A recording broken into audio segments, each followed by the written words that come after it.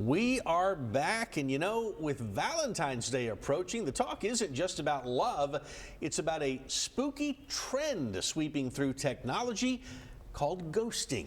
That's right. This term has gained popularity, referring to the unsettling act of suddenly cutting off all communication without any explanation. It stings. We've all been there.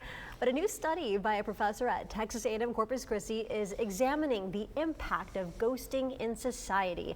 Our Lydia Herrera is in the studio now to explain how ghosting affects both parties involved. Lydia? Ghosting is something many of us have likely experienced.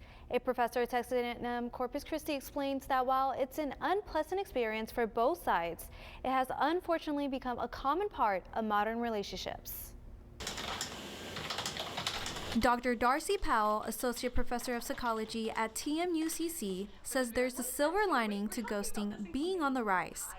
People are becoming more comfortable talking about it, and that allowed her and her team to research it.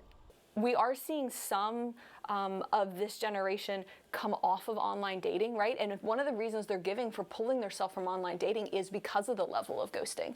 Whether you're the ghostee or the ghoster, Dr. Powell says both parties are impacted by the experience.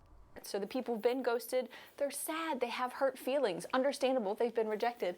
The people who are doing the ghosting often feel guilt for it as well, right? They recognize it wasn't necessarily the best approach to take. It's an experience student Joshua Berry says he's familiar with. I have been ghosted specifically on dating apps. I've done ghosting on dating apps. Not proud of that, but sometimes we want to avoid hurting people, and I think that that's the most indirect, probably worst way to do it, but we still do it. Dr. Powell says ghosting has become a norm in online dating, and while it seems like the easiest way out, her research says otherwise. Right? Because once someone is ghosted, they often want to know why. So they reach out to the ghoster in multiple ways to try to understand what happened.